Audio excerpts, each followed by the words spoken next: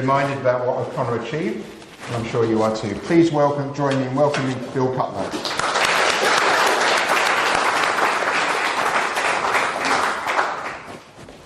Thanks, Keith. I haven't seen those pictures before. Thanks for the introduction, Keith, and nice to see everyone here. Probably some faces I've seen last time, about 12 months ago.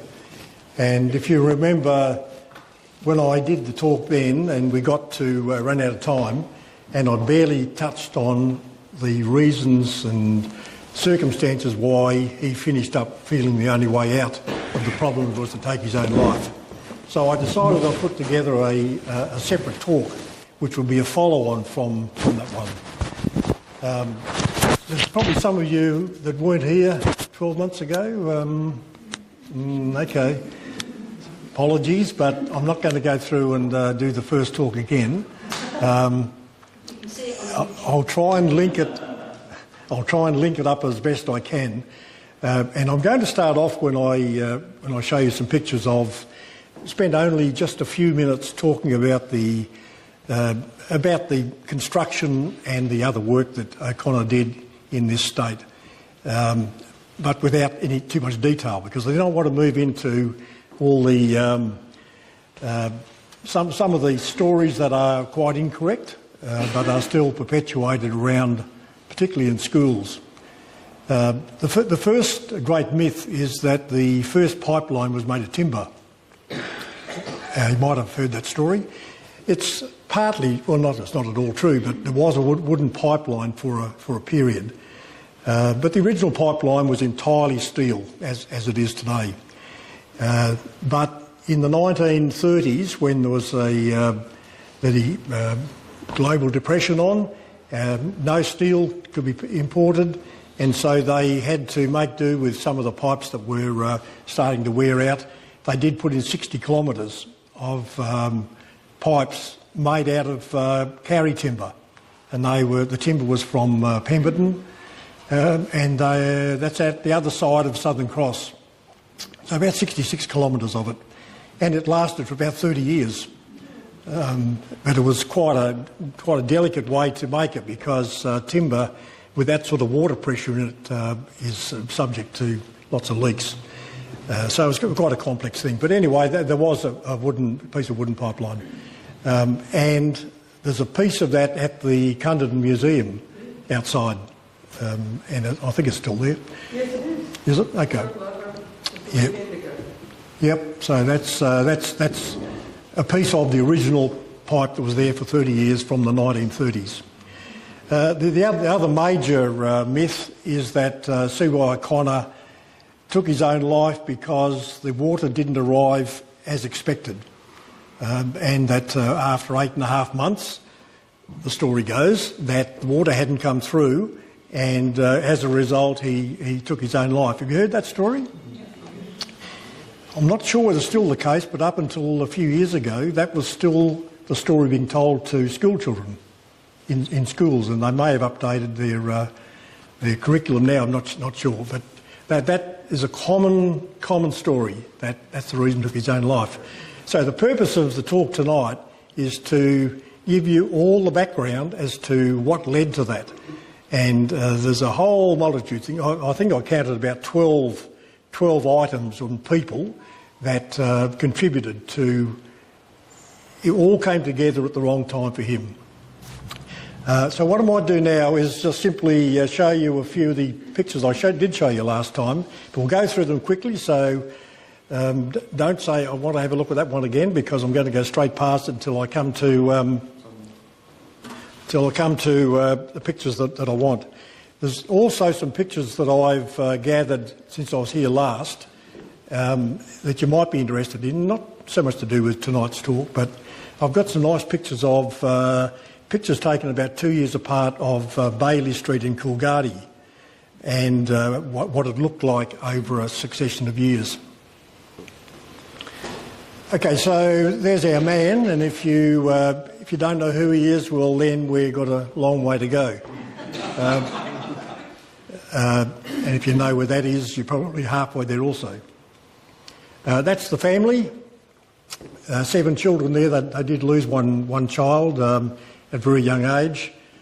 Pulled a pot of boiling water over himself. His name was Charles. So Charles is a bit of an unlucky name in the O'Connor family because there was 3 of 4 died very young, and 3 of them were named Charles. That's the original Fremantle Harbour before the one was built in the Swan River. A few pictures here of life around the goldfields, all around Coolgardie. Some of the first businesses in Coolgardie.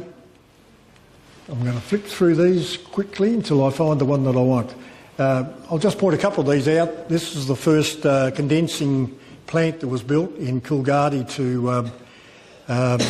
to provide water because the water was coming from the Mortlock River in Northern by camel, and it was a pretty tedious way of getting water there and very expensive. So this was if you like, a 1890s style desalination plant. Same theories, where they brought up highly saline water from underground and burned timber in the boilers, turned that salty water into steam. Steam goes along to the pipes. I'm not an engineer, so I can't explain how they extract the salt from the water, but those tanks at the back are then filled with pure water. Everything was fine until they ran out of timber. They cut timber from as far as you could see around Coolgardie, and so that led to John Forrest, the Premier, requiring a new way of getting water there. Okay, these are the Coolgardie ones. This is 1890, end of 1893. Remember, gold was found there in 1892, so in the space of 12 months they built Coolgardie up into quite a little town. Interesting, there's still trees in the main street, but I guess you didn't have big trucks going through there to worry about. This is about, this is another 2 years on, so this would be 1894 or 5. So you can see it's grown a little bit. There's a billiard saloon, so there's a bit of entertainment going on in town. Anyone seen these pictures before? No? Okay, they're pretty good. This is about 1897, and you can see that they've got their own chemist shop there.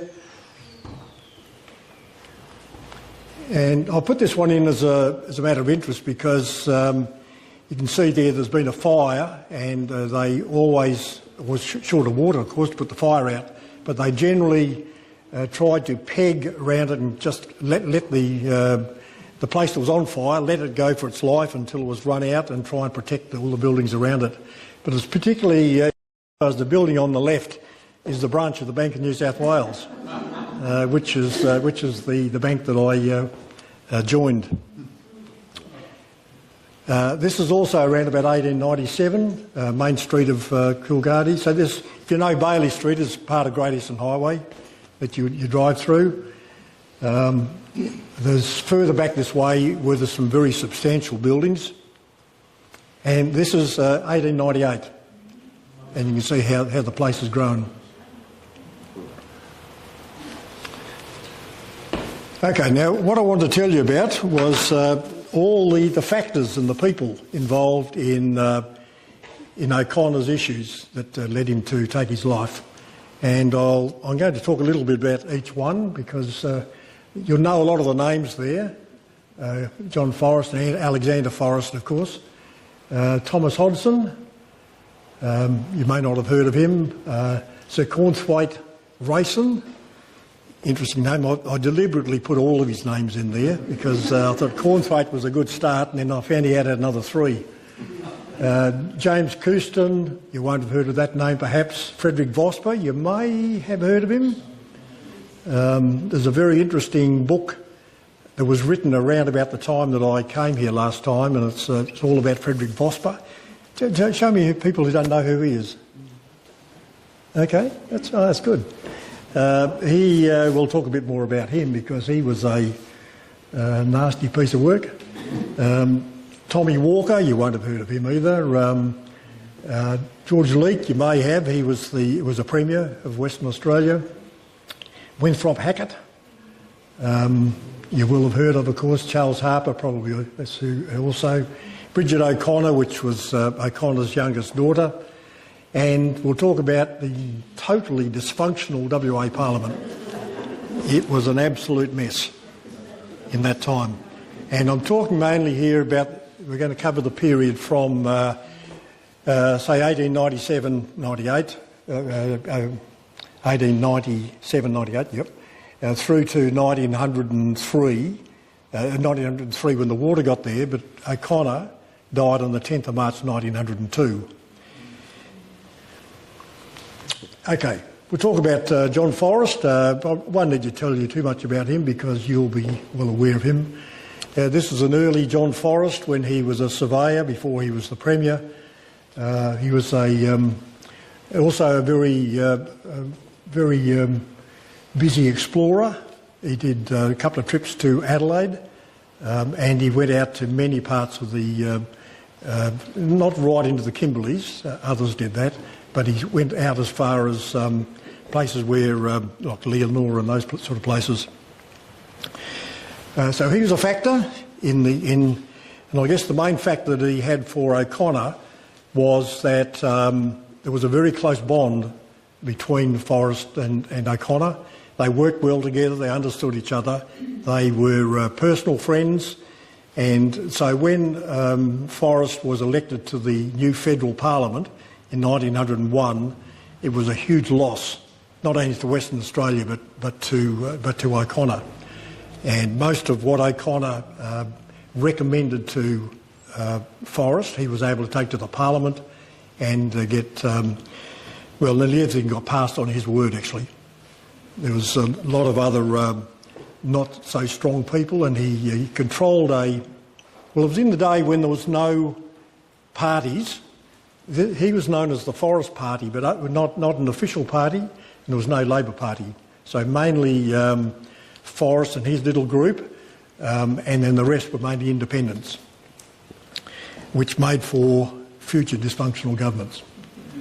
Alexander Forrest, his brother, and he was, well, he was a politician and also an explorer, but more an entrepreneur.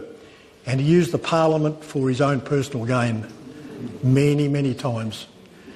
He was very involved in mining areas. He went out to the Yilgarn before the discovery in Fly Flat, Coolgardie, and he finished up owning the Club Hotel in Southern Cross. But he had businesses in Perth. He was involved in horse racing. I think he was the first man to win the Perth Cup. And he was didn't always agree with John Forrest and his views, and invariably would be thinking of ways that information he's getting first hand at Parliament, that he can go out and get into a business that would be benefit from it. He's not, his great-great-grandfather was not, sorry, his great-great-grandson is not Twiggy, but it's another brother. I think it was Mervyn Forrest, and Twiggy is the great-great-grandson of him. We don't know whether Mervyn was also a dodgy bloke. Okay, Thomas Hodgson. Anyone heard of him? Okay, Thomas Hodgson was a hydraulic engineer. He came from Victoria to join the West Australian Public Service as an engineer. And when O'Connor came along and developed the idea of the pipeline, the job was given to Hodgson to be the man on site at Mundaring Weir. So he was responsible for all parts of the construction of pumping stations, the pipes, every element of the pipeline, including the location of pumping stations and so forth. And he reported directly to O'Connor, so O'Connor had great faith in this guy. They did get on very, very well together, and everything that Hodgson recommended to O'Connor was generally well done. Hodgson, well, I'll come to his story a little bit later, I think, as we go along, but he was a good guy, actually, but he finished up getting the blame, the principal blame for O'Connor's death. We come to Sir Cornthwaite. He was a parliamentarian, Minister for Works. He was originally part of the Forest Party in the Parliament, and when John Forrest left, that party disintegrated, and so it became sort of the leftover Forest Party, if you like, and the anti-Forest Party. Some of them crossed the floor, and they did it to support their own ambitions, if you like, so that when a couple of parliaments down after Forrest left, there was a fellow named George Leake, who I'll talk about in a moment, became Premier, but he couldn't cobble together a government because he couldn't find enough enough coalition, if you like, to build. And so this guy crossed the floor on the basis that he would be given a job in the new government, and this is under George Leake. Otherwise, Leake could not have formed government, and they'd be like the Tasmanian government, just going from month to month. He was also he became O'Connor's boss because he became later the Minister for Works in the Public Works Department, and so O'Connor was reporting to him, and he had no idea about hydraulic engineering and was a very poor minister. Okay, James Couston. There might be a bit of a clue as to what he is if you look at that picture, but anyone heard of Couston? Okay. Couston worked on the pipeline. He was employed by Hodgson. He was a foreman, and he controlled a group of men who did the caulking process. I'll just explain what caulking is. It's the joining of the pipes, and remembering that there's 60,000 lengths of pipe and they had to be joined. And this is before invention of welding. So the process was that the two pipes were brought together, a steel frame went around the pipe with about a 1/4-inch gap, and into that gap, with a chisel type instrument, they would melt wet hemp into the gap, then pour hot lead into that, and then try and get the lead to meld in with the hemp, which to try and get a seal. What did you say, caulking? Caulking. Is it C-A-U-L-K? Yeah, caulking. Yeah. So it was a very imprecise process and it caused lots of problems. So Couston had the job of a team of men doing this, and he, in 1898, came up with an invention of a mechanical caulking machine that he invented himself. And they built a prototype of this machine, and he then wanted to sell the patent of that to the government, which he did, and was paid £7,500 for the patent, this machine. And then he asked, he wanted to be a contractor on the job, but there was a policy set by the government, and therefore O'Connor had to go with it, to say that there would be no one working there except what they call day labour. Therefore, everyone had to be employed by the Public Works Department. But, of course, Couston, having invented this machine, he wanted to train up people that he understood. He would build a lot more of these machines. He understood them. And he thought if he had a contract to do the work, it would be much more efficient than it would be by giving it to the Public Works Department. And I'm sure that was correct. Anyway, there's a bit more story to come on that, and we'll come back to that later. This picture here is the mechanical caulking machine that is doing its job, and it worked. The fellow standing at the right with the doesn't look like a worker, but he's James Couston. Okay, Frederick Vosper. Okay, he's an industrial agitator, public orator, politician. He owned the Sunday Times, and he was a policy innovator, and more. I've got a few other descriptions of him somewhere here.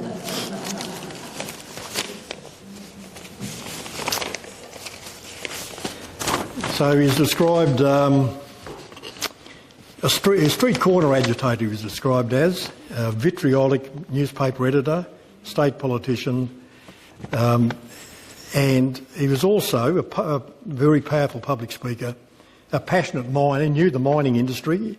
He was a mineralogist. He became a mining journalist, but he was also very involved as a union agitator and a reformer, and he founded the Anti-Asiatic League.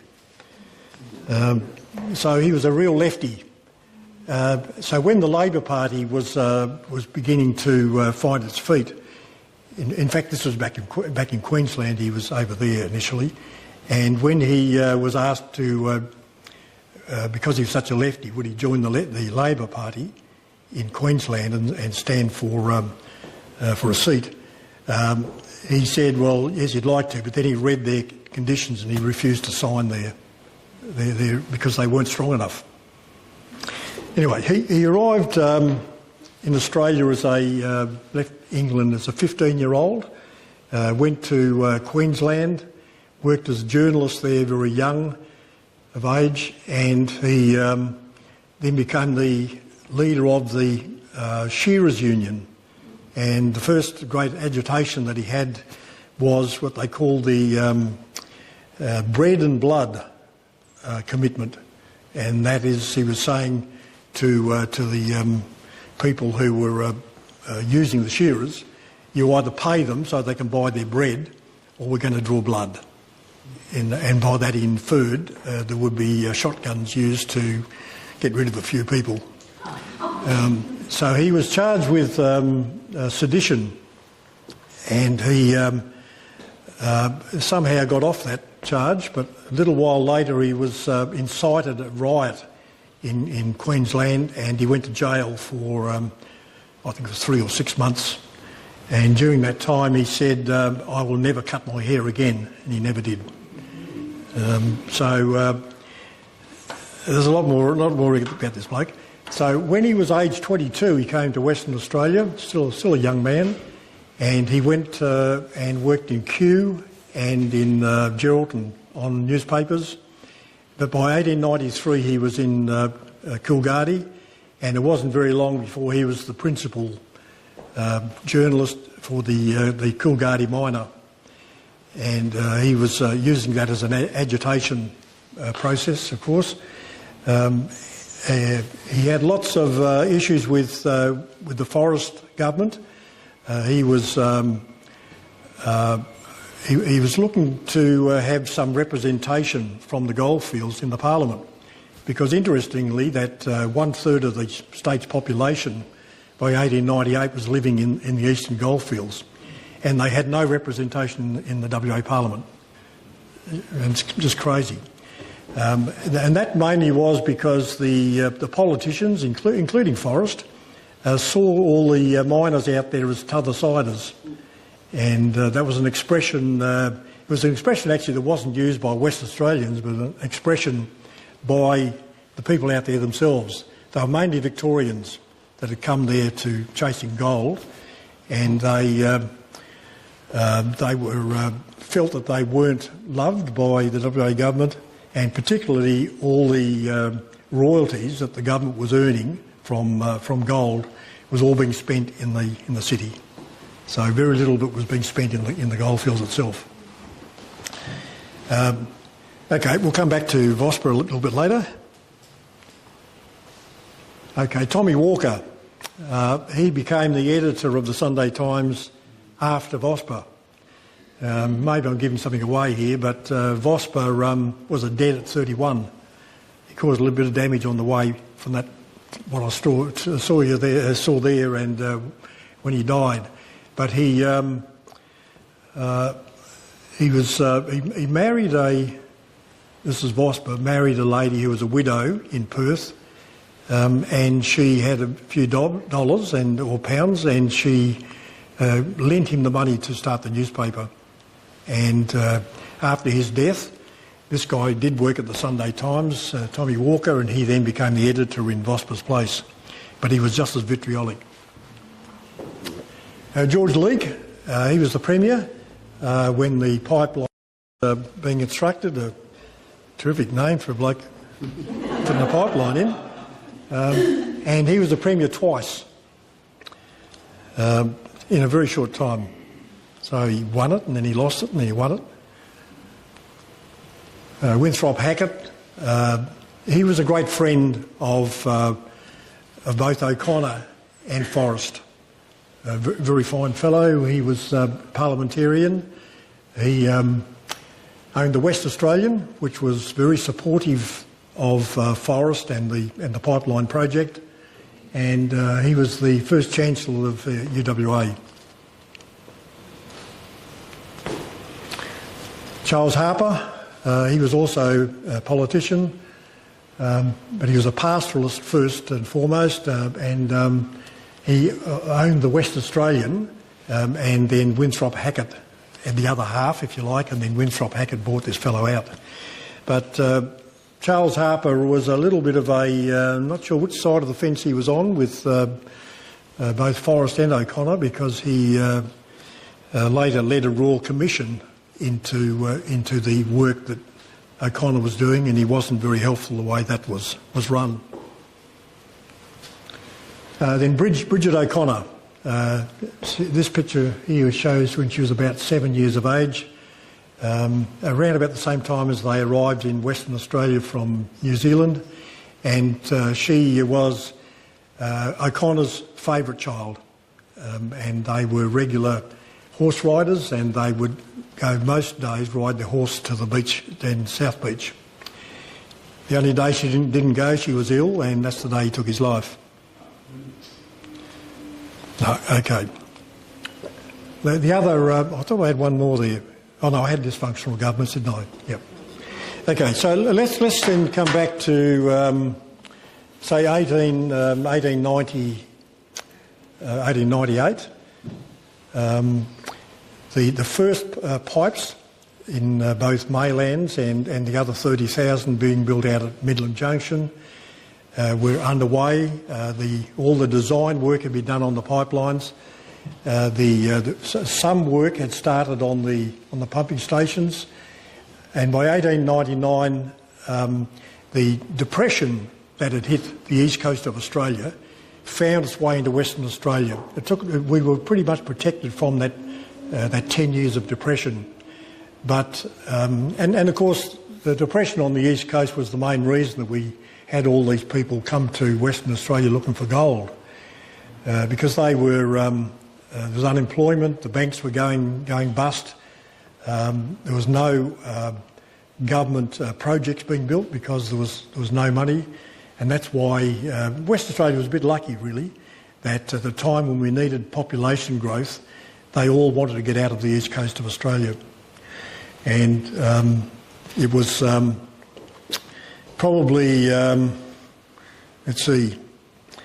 There was a lot of luck as they went along, except that when the depression hit Western Australia in 1899, Forrest, who was still the Premier at that stage, had to make the decision to cut expenses, and so the Parliament said we'll take 10% out of the costs of all government departments, and so O'Connor was forced to sack 10% of his staff to reduce expenses, and it was just at a time when the project was about to get started. So immediately they were in arrears in the work, and they really went back to just doing soil testing and things like that to keep the project alive, but they weren't doing any real work.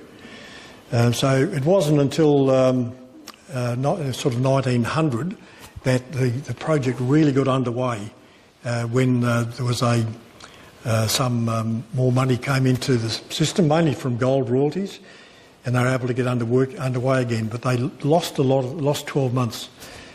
Then there was the next thing that happened was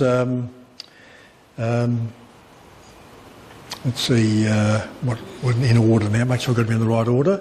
There was they're having problems with the corking process. That's right. And then when James Couston came along with his proposal to build this mechanical corking machine, and he sold the patent to the.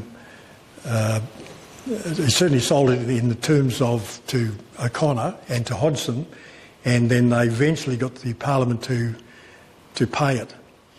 The problem then came with the contracting work that he wanted to do, and that proposal went before Rayson in 1901, the minister, with a recommendation from both O'Connor and Forrest that let's put this work out to contract with Couston. The Parliament sat on that for months and months, debating it and arguing it, and it was on the basis that we don't employ contractors. So they decided then, well, if we are going to think about contractors, it needs to be put out to tender, which was a ridiculous idea because there's only one bloke who knew how to make the machines and build them.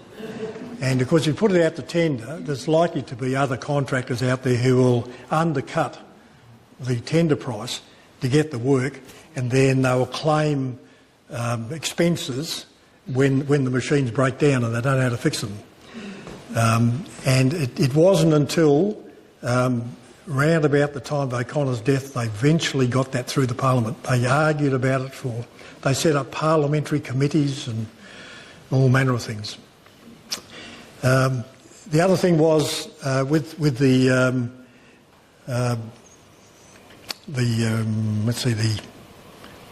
voting that we did on the joining the Federation, and that was done during the year 1900, and as a result of that, it was passed, but only because of the vote that came out of the goldfields. If you relied on the vote from the rest of the 2/3 of Western Australia, they largely voted against it, and it was just by a small margin because of they voted 99% in the Eastern Goldfields for Federation, and for that reason it went through. It was interesting because a lot of people in Western Australia didn't want it. Who knows where we'd be today if we hadn't joined. Not sure what sort of an army we'd have.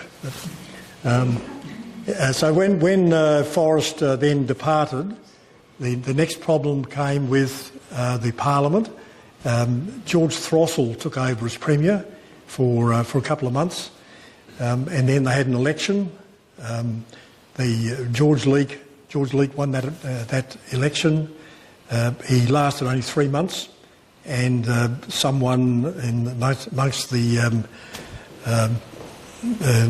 other side of the thing wouldn't vote with him, so he had to call another election.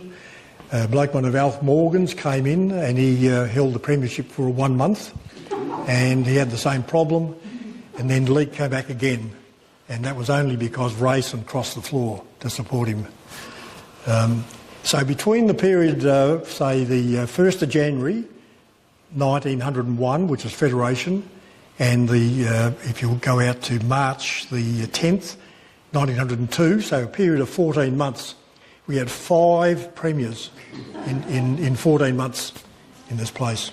And because each premier had a different treasurer had a different budget, and some budgets, some of Connor's needs were not covered in the budget because they were cutting costs, and then so he'd sack workers, and then 3 months later be a new parliament, and they would want that installed again. It was a nightmare, and so it was. The Parliament didn't help the process. We got to. I'll come back to Vosper again, because when he had the Sunday Times, I'll just let you know, he also became a politician, Vosper, and he became the first member for what they call the North-East Coolgardie, which was Kalgoorlie. So, but but the seat was called North East Coolgardie. And so that was in 1897, and he came to Perth because he had to, you couldn't do it by Zoom, so he had to come to Perth to be in the Parliament. And so when he set up the Sunday Times, because he was a politician, it was rather difficult for him to write the editorials. So he got a fellow by the name of Ellis to nominally be the editor, and then he would write the articles and print them under Ellis's name. And he was vitriolic towards O'Connor and Forrest and that side of the party.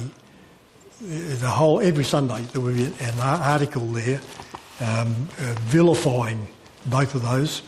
And while the criticisms were of an engineering nature, there was no problem for O'Connor there because he could answer all the engineering questions. But as soon as they came in accusing me of corruption, he found that rather difficult to deal with.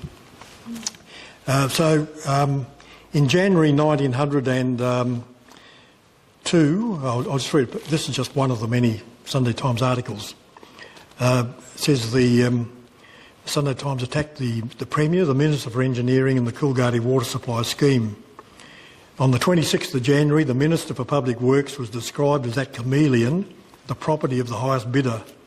The contract proposed by Couston was also under attack as a scheme that smacks of nauseous suspicion, if not corruption, from start to finish. The editor then claimed that O'Connor's, because O'Connor went to Adelaide that same month to help them build the Adelaide Harbour, that O'Connor's departure for Adelaide was an attempt to flee the country to avoid responsibility for his work. So they made some pretty strong accusations. Then in February they got really warmed up. There was an article headlined like this: "Corruption by Contract." And they use corruption all the time. It is open rumour everywhere that this Shire engineer from New Zealand has absolutely flourished on palm grease since the first day when the harbour works and the Coolgardie water scheme were agreed upon. If he is not now immediately rich, there's some mystery somewhere. And apart from any distinct charge of corruption, this man has exhibited such gross blundering, or something worse, in his management of great public works, that it is no exaggeration to say that he has robbed the taxpayer of the state out of millions of money. In all the great undertakings in which he has misguided the state, there are now nothing but gigantic monuments to confront him with reckless audacity, incompetence, and that unmentionable quality which has ever kept his eye on the main chance. This crocodile impostor has been backed up with his reckless, extravagant juggling with the public funds in all his nefarious machinations behind the scenes by the kindred soul editor of the West Australian. We need a court of justice to investigate O'Connor's relationship to the contractors. Okay, so just going back to the contractors again, remembering Couston was paid £7,500 at the pretty much around the same time. Hodgson was given the task of locating where number 3 pumping station would be, and a lot of engineers said it should have been at Tamman for some reasons, and before it was announced that it would be at Cunderdin announced by Hodgson went out and bought a whole heap of farmland around where the pumping station would be at Cunderdin, and so it wasn't illegal, but it was a pretty naive thing to do. And he borrowed money from Couston. So the money had been paid by the government to Couston for the works for the machine, and then it was on lent to poor old Hodgson. So this didn't come out immediately, but as it turned out, Hodgson was pretty much responsible for the development of Cunderdin as a town. He was even involved in the construction of the first Cunderdin Hotel and the construction of the town. So he did put a lot back into the place. But he was subsequently considered by the Royal Commission that was set up later that O'Connor took his life because O'Connor must have known what Hodgson was doing with Cooston. So it was becoming a bit of a circle, if you like. When Cooston did get his contract signed that he could employ men as a team, he then took 2/3 of the price out of the cost of doing the caulking because of the speed which he was doing it. And because the pipeline was about 18 months in arrears, he immediately started catching up, and they delivered it right on time in January 1903. Now the reason that people say that it took 8.5 months for the water to get there, the reason for that was that as soon as number 1 pumping station had been completed, and there was a reservoir at number 2 pumping station, they would pump water there just to test that, to make sure that section worked. And then as there was already a railway dam at Cunderdin, and as soon as the number 2 pumping station was completed, they would test pump up to there. So they were still building the pipeline further out, and they were progressively pumping the water out. And so that period took 8.5 months. So that's how the rumour got started, that it took 8.5 months for the water to get there. As it is now, the water gets there in 5 days. It takes 5 days, about walking speed. So when... who else am I going to tell you about now? So when O'Connor went off to Adelaide in January 1902, it was a silly decision by the government to allow him to go because there was so much to be done here with the pipeline and other projects. And it was... they felt they owed the South Australian government a favour for some reason, so they let him go. But as soon as he left, about 3 days later, they called a parliamentary committee together to have a look at why the pipeline was in arrears, so far in arrears, and likely to run over budget. So it was happening while O'Connor was away. He didn't even know there was a parliamentary committee going on.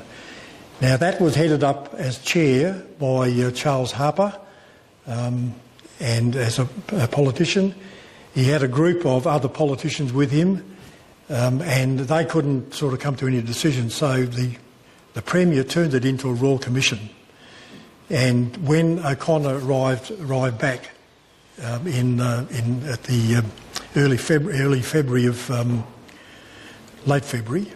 1902, the Royal Commission was about to sit 3 days later. So he had no preparation to appear before the Royal Commission, and I think his mind was starting to play games even then, that the problems of this Royal Commission. So the Royal Commission was set up once again by Charles Harper as the chairman, a bunch of politicians, none of whom were anywhere near the pipeline or the goldfields. So although they were from Geraldton and Bunbury and the metropolitan area, and none of them knew anything about hydraulic engineering. They also included a contractor in the panel, and they sat from the 5th of March 1902, and O'Connor didn't even appear because on the 10th of March 1902 he did his usual thing, but go up and ride his horse down South Beach. Bridget was unwell, didn't want to go, and so he took the horse out, saddled it up and put the bridle on and all of that. Then he went back into the house and he got his son Roderick's revolver, took it out of his drawer and went off on his own. And he had written a letter which we now think was a letter of resignation, as it started with, which turned into a suicide letter. And it's I'm not sure if anyone's been to number one pumping station. There's a copy of his suicide letter there. Anyone read it? No, it's quite moving, and it's you can see it gaining gravity as the letter goes on. That his mind is gone crazy. So he rode his horse down to the South Beach, about 25 metres out. He took put his false teeth in his top pocket, and then shot himself up through the mouth. The horse bolted, and so about a kilometre back towards Fremantle, there's a young fellow found the horse running home, galloping home, and so the kid grabbed the horse and then followed the marks the horse had left and found O'Connor. The following day, the coroner had completed his report, so it was pretty quick. So the coroner said Charles Yelverton O'Connor met his death by his own hand through a bullet wound from a revolver at Rob's Jetty, Fremantle, on March the 10th, 1902, while in a state of mental derangement caused by worry and overwork. And then he was buried the next day, because there was not much refrigeration around those days, and so he's buried at Fremantle Cemetery. Very, very big funeral. The Royal Commission took a day off too on that day, and the crowd lined the street from the city of Fremantle where he lived right through to Fremantle Cemetery, and there was it's a lot of outpouring. All of his workers were there to support the hearse, and it's a very, very big memorial to him at his site. And I think the wording on it is just one word: hope. That's all it said. So the family, of course, were devastated by this, and the government refused to pay the funeral costs because he committed suicide, which was an offence. And so the workers that had worked for him in Mundaring Weir, had worked for him at Fremantle Harbour, they stumped up the cost of the funeral. And then again, his wife, Susan, she was not entitled to a pension because he committed an offence.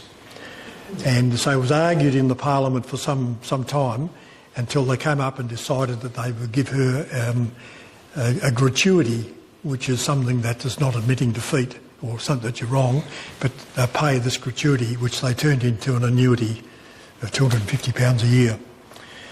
His total assets that he had was less than £200 total assets in his life, and that was mainly unpaid wages, because he went for 11 years here without taking any holidays. So he had a bit of holiday leave there, probably, I don't know, three days a year or something they gave holidays then.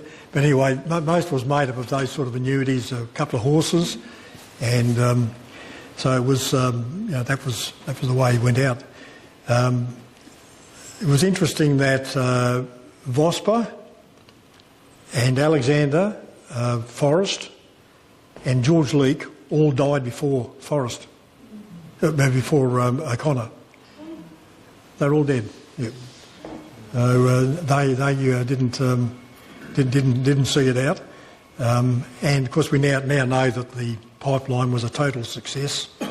It was in 1922 the entire debt had been paid off, because they borrowed 100% of the debt in the London market, and so it was entirely paid off by just by income from selling the water. And it probably wouldn't have been paid off if it was just relying on householders, but the big miners came into Kalgoorlie, and of course by the time the water got to Coolgardie, Coolgardie was pretty much on the decline, because they had just alluvial gold and pretty much all taken. But of course Kalgoorlie, as we know, has got the deep vein gold, and there's another, the big pit will be there working for another 50 years at least. So the water was sold to the big miners, and they soon paid off that debt. But of course, if Kalgoorlie, for example, had only been alluvial gold, they might have built that pipeline, and by the time the water got there, there's nothing there. And that would have been, we'd be still paying it off. What did the Sunday Times have to say? Okay, yeah, let me tell you about the Sunday Times. Okay, well, I'll first of all read you what the Royal Commission, well, there was quite a long report. Now, the Royal Commission sat through till July. So they sat for another, that was March when he died, they sat till July. And in their outcome was, this is just the one little bit, it was the discovery by Mr O'Connor of the degree to which his implicit trust had been misplaced and the financial results proceeding therefrom that finally unbalanced already overstrained minds. This is the Royal Commission report, not Sunday Times. So it's really saying there that they concluded that O'Connor must have known what Hodgson had. Yeah, he must have known, because O'Connor didn't know anything about that. And it was the absolutely correct decision to have the pumping station in Cunderton. Now I'll just read you, I've got a Sunday Times piece here somewhere. So the following Sunday, the Sunday Times had their editorial as usual, and they said, all our criticisms on the public works of the deceased gentleman have been without malice and purely devoted to the public welfare. No honourable, strong-minded man is afraid of even the severest public criticism.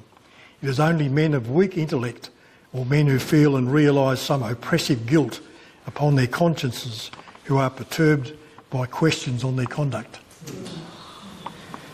Now, so in 1997, which was the 100th year anniversary of the Sunday Times, they wrote quite a long piece there, apologising for what went on 100 years earlier. Yeah. Then in 2009, the Hodgson family, of course Thomas was well dead, but they brought the whole family back from Victoria and to a function up at Mundaring Weir. I was there that day, and they With themselves? They apologised to the family that because Hodgson had to resign. As soon as the Royal Commission report came out, Hodgson had to resign, and so then they had lost O'Connor and his next number man, and so a fellow named Reynolds finished the job. But the apology came from the Water Corporation, and not from the government. The governments don't like apologising. Look, there's more to it, but I'm going to leave it there because maybe it's time for, if you'd like, some questions or commentary, or... Yes? You've got me intrigued with these the 66 kilometres of wooden pipe. Yeah. So how was it? What was the technique to... Okay, so they're fairly long pieces because they use carrying, so they get the long lengths. So they're using a tongue and groove, the same way Cooper would make a barrel. Yeah. So tongue and groove, and then they would roll it in tar, and then roll it in sand. So the sand and the tar would, help stop some of the, possibilities of leaks. And then they would have a wire strapping around it all the way to sort of hold it together, because there was a lot of pressure on the pipe. So that's the method they used. Well, that seems to be the most important question. How do they make them whole? How they make them? Well, how do you get the water to flow? They make it like a barrel. Oh, barrel. Sorry. Yeah, barrel. Yeah, Okay, yeah, right. yeah. So there's just they're probably half-inch thick timber, Okay, right. like a hoop. Yeah. It is interesting to see. Yeah. There's a piece of it at the Cunderton pumping station. Yeah. Yeah. How did they join them? They used the same method. They had plenty of these steel rims left, and they just used the same process. But they did have a lot of leaks. They're just the same. It's interesting in Camden that the Historical Society there, or whatever they are, the volunteers that keep the museum open, they say that, as I say, it's just a week or so ago, the weekend before last, I was there, I think. They say that the steel was needed for the war, and so they made wooden ones for a while. Yeah, well, see, the steel would have had to come probably from overseas. Right, and it was being used. Yeah, it was being used elsewhere. Probably Germany was using a fair bit of it. Right. Yeah. Yes. Two small points, just a verification thing. Bridget O'Connor, was she the mother of Sir Ernest Lister? Yeah. This girl here, she married Sir Ernest Lister. Yeah. Yes, and then this one here, and so there they had a son also, Ernest, who became the Lord Mayor of Perth. Yeah. Yeah. You've got strong links to Northampton. Well, yes, they were farmers, yeah, but also around the 2J area. Yeah. The other point that I wanted to make, John Wilcox came to Geraldton, and there's talk that he was very unhappy with the way Mr O'Connor was treated, and he went on to become Premier of Western Australia. He did, yeah. Instead of Geraldton in 1917. Yeah, well, I think... Is that correct? I would think so. I mean, there weren't many even the politicians weren't necessarily anti-O'Connor. It was mainly the periphery, the Sunday Times and certainly VOSPA. Most were supportive of it, but they were just a dysfunctional group, and that was the problem. But Wilcox was, he would have been one of many who now look back at O'Connor as probably the greatest engineer we've ever had in this state.